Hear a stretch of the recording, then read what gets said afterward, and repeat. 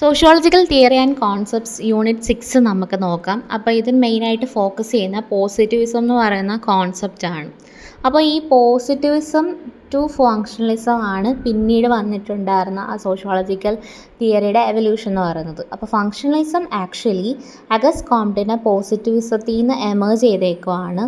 So അതിൻ്റെ main focus എന്ന് പറയുന്നത് സ്റ്റഡി ഓഫ് സൊസൈറ്റി എന്ന് പറയുന്നതാണ്, അതായത് സയൻറ്റിഫിക് സ്റ്റഡി ഓഫ് സൊസൈറ്റി ആയിരിക്കും.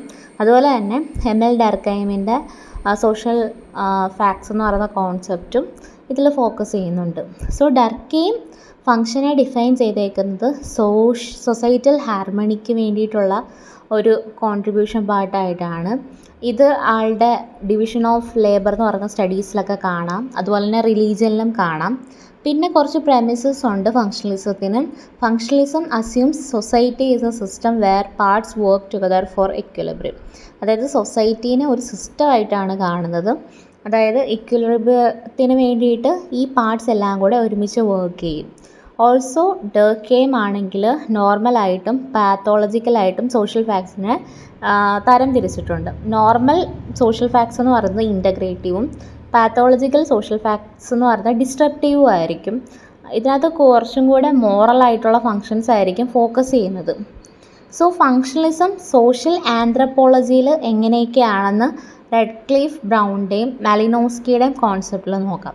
സോ റാഡ്ക്ലിഫ് ബ്രൗണിൻ്റെ സ്ട്രക്ചറൽ ഫങ്ഷണലിസം സോഷ്യൽ സ്ട്രക്ചറിനെ ഒബ്സർവബിൾ ആയിട്ടുള്ള സ്ട്രക്ചറായിട്ടാണ് കാണുന്നത്. അതിനകത്ത് ഈ ഫങ്ഷൻസ് എന്ന് പറയുന്നത് സൊസൈറ്റൽ ഓർഡറിനെ മെയിൻറ്റെയിൻ ചെയ്യുന്നതായിരിക്കും. അതുപോലെ തന്നെ മലിനോസ്കിയുടെ ഫങ്ഷണലിസം ഫോക്കസ് ചെയ്യുന്നത് ബയോളജിക്കൽ നീഡ്സ് ആയിരിക്കും. മലിനോസ്കിയുടെ ആ സോഷ്യോളജിക്കൽ ഹൈറാർക്കി ഓഫ് നീഡ്സ് ഭയങ്കര ഇമ്പോർട്ടൻ്റ് ആണ്. ലൈക്ക് ഈ എക്സാമ്പിൾ പറയുവാണെങ്കിൽ ഹങ്കർ, അതുപോലെ തന്നെ റീപ്രൊഡക്ഷൻ ഒക്കെ. സോ മലിനോസ്കിയുടെ ഫങ്ഷണലിസം ഈ കൾച്ചറൽ റെസ്പോൺസസ് വഴിയാണ് ഫങ്ഷണൽ ആവുന്നത്, അതായത് ഈ കിൻഷിപ്പ് ഷെൽട്ടർ പോലെ. സോ ഇൻഡിവിജ്വൽ നീഡ്സിനാണ് പ്രാധാന്യം കൊടുക്കുന്നത്, കളക്റ്റീവായിട്ടുള്ള ഗ്രൂപ്പിൻ്റെ ഒരു നീഡിനല്ല പ്രാധാന്യം കൊടുക്കുന്നത് ഈ സ്ട്രക്ചറൽ ഫങ്ഷണലിസത്തിൽ. പിന്നെ ടാൽക്കട്ട് പാർസൺസിൻ്റെയും റോബർട്ട് കെ മെർട്ടൻ്റെയും ഫങ്ഷണലിസം നമുക്ക് നോക്കാം. അപ്പോൾ അതിനകത്ത് പാർസൺസിൻ്റെ അജിൽ മോഡൽ ഭയങ്കര ഇമ്പോർട്ടൻ്റ് ആണ്. അതായത് A stands for adaptation, that is mainly for economic wants. പിന്നെ ഗോൾ, അതായത് അറ്റൈൻമെൻറ്റ്. പിന്നെ ഇൻ്റഗ്രേഷൻ എന്ന് പറയുന്ന ലീഗൽ സിസ്റ്റത്തിനെയാണ് സൂചിപ്പിക്കുന്നത്. ലാറ്റൻസി എന്ന് പറയുന്നത് ഫാമിലി റിലീജിയനൊക്കെയാണ്. സോ സോഷ്യൽ ഇക്വിലിബ്രിയത്തിനുള്ള 4 ഫങ്ഷൻസ് ആണ് ഈ അജിൽ മോഡലിൽ ഔട്ട്ലൈൻ ചെയ്യുന്നത്. ഓൾസോ മെർട്ടൺ ആണെങ്കിൽ പാർസൺസിൻ്റെ ഗ്രാൻഡ് തിയറി ക്രിട്ടിസൈസ് ചെയ്യുന്നുണ്ട്.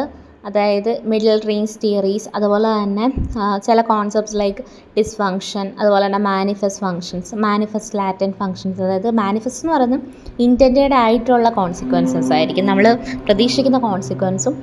ലാറ്റൻറ്റ് ഫങ്ഷൻസ് പറയുന്നത് അൺഇൻറ്റൻറ്റഡ് ആയിട്ടുള്ള നമ്മൾ പ്രതീക്ഷിക്കാത്ത കോൺസിക്വൻസസും ആയിരിക്കും.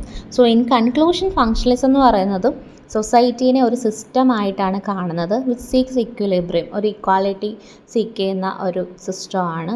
പക്ഷേ മെർട്ടൻ്റെ ന്യൂആൻസ്ഡ് അപ്രോച്ചിൽ വേരിയബിലിറ്റി, ഫങ്ഷൻസിലെ വേരിയബിലിറ്റിയും വേരിയേഷൻസും അവരുടെ ഇമ്പാക്ട്സും ഒക്കെയാണ് സൂചിപ്പിക്കുന്നത്. സോ അത്രേ ഉള്ളൂ. അപ്പോൾ നമ്മൾ പോസിറ്റിവിസത്തിൽ നിന്നാണ് ഫങ്ഷണലിസം വന്നതെന്നും ഫങ്ഷണലിസം എന്താണെന്നും അതിൻ്റെ പ്രെമിസസും എന്തൊക്കെയാണെന്നാണ് മെയിനായിട്ട് ഇമ്പോർട്ടൻ്റ് ആയിട്ട് ഇതിനകത്ത് നോക്കേണ്ടത്.